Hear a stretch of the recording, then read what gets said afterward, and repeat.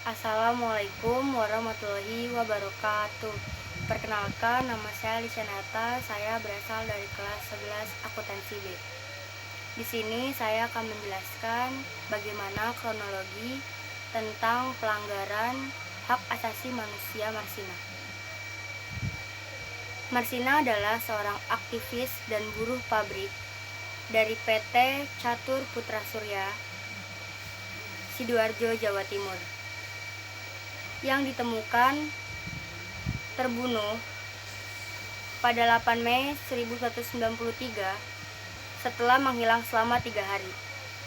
Mayatnya ditemukan dalam keadaan bekas penyiksaan berat di bagian tubuh.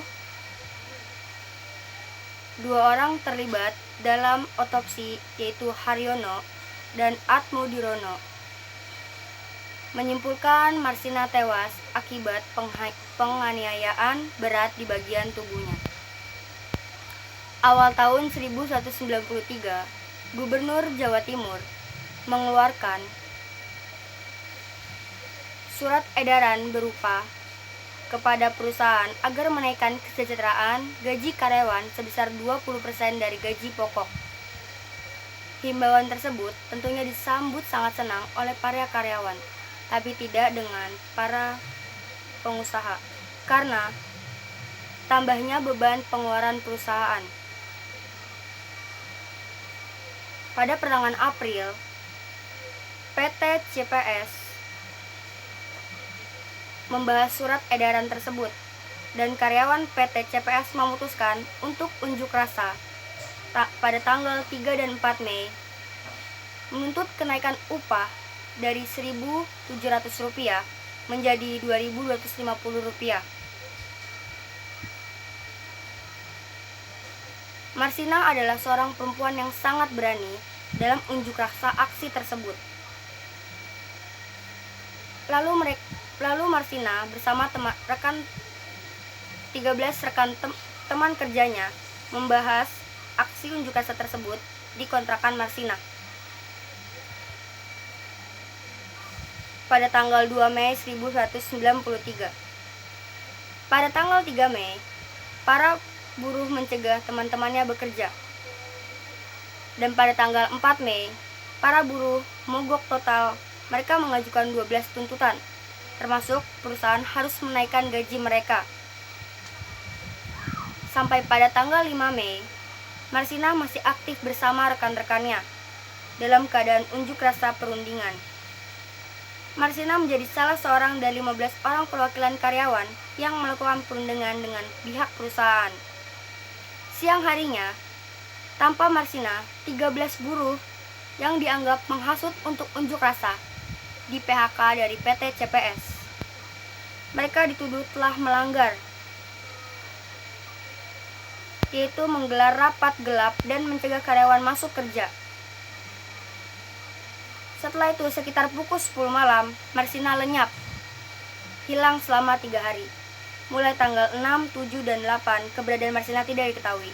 Rekan-rekannya mengira Marsina pulang ke kampung halamannya, yaitu Surabaya, untuk menemui koleganya. Dan pada tanggal 30 September, telah dibentuk tim terpadu Jawa Timur untuk melakukan penyelidikan kasus pembunuhan Marsina. 8 petinggi PT CPS ditangkap secara diam-diam dan tanpa prosedur resmi, termasuk Mutia selaku kepala personalia. Perempuan yang ditangkap mengalami siksaan fisik maupun mental. Mereka tetap tidak mengaku.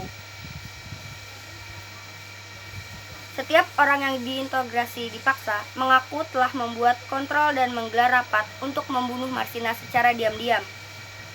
Pemilik PT CPS, Yudi Susanto, juga termasuk salah satu yang ditangkap. 18 hari kemudian, akhirnya diketahui mereka sudah mendekam di tahanan Polda Jawa Timur dengan tuduhan terlibat pembunuhan Marsina. Pengacara Yudi Susanto mengungkap adanya rekayasa oknum. Yudi Susanto dihukum selama 12 tahun penjara. Lalu, hukuman tersebut diberatkan kepada para rekan-rekannya dengan 5 tahun penjara. Secara resmi, tim terpadu telah menangkap dan memeriksa 10 orang yang diduga terlibat pembunuhan terhadap Marsina. Hak apa saja yang dilanggar? Pertama adalah hak pelanggaran untuk hidup, lalu larangan penyiksaan, kebebasan mengutarakan pendapat, dan hak untuk mendapatkan upah yang layak.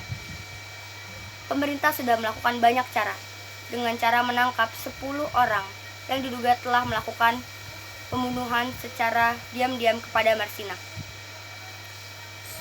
Sudah dilakukan hukum fisik maupun mental, tetapi mereka tetap tidak mengaku.